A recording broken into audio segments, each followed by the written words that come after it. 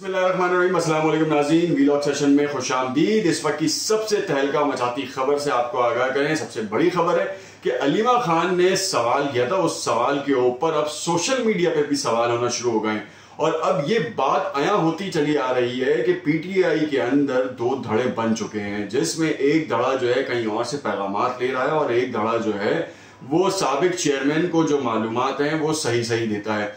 आज का जलसा मनसूखी का मामला जो है वो कुछ अलग ही नौयत का था।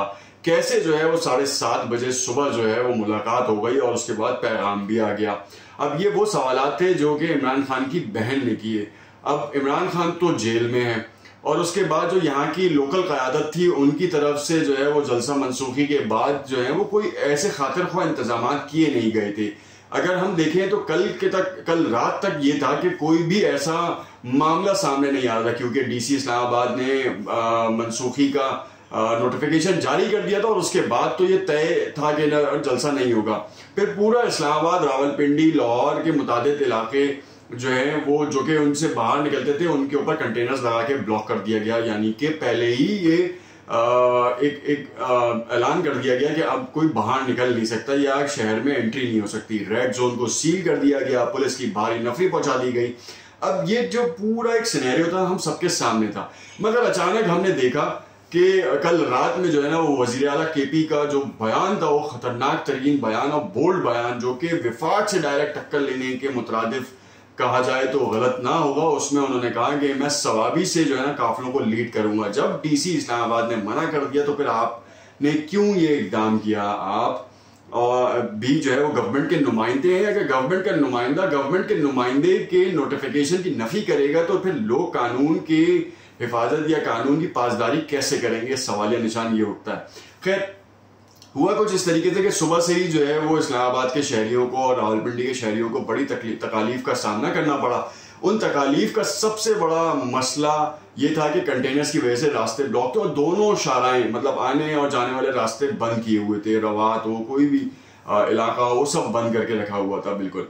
फिर ऐसे में हमें ये ऐलान सामने आया कि बैरिस्टर गौहर की जानिब से एक मीडिया टॉक की गई जिसमें कहा कि फैसला मनसूख कर दिया गया है, जलसा मनसूख कर दिया गया तरनौल का, और अब जो है वो 8 सितंबर को होगा। बानिए पीटीआई की क़यादत के साथ जो है वो मामला इसी के ऊपर तय पाए हैं और बानी की हिदायत पे ये काम हुआ है।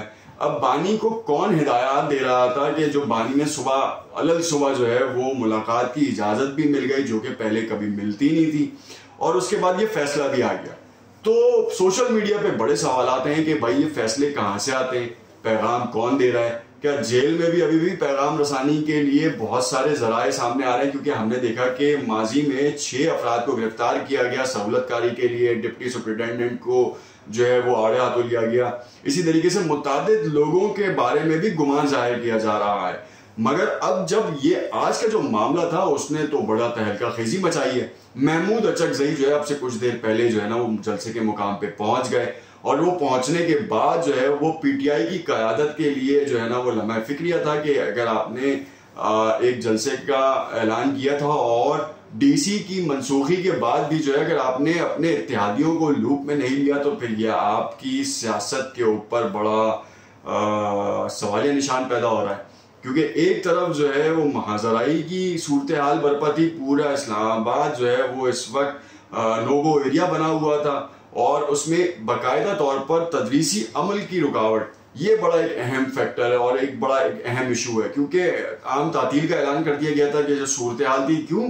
क्योंकि वजीर आला केपी का जो बयान था ना वो बड़ा ही खतरनाक था।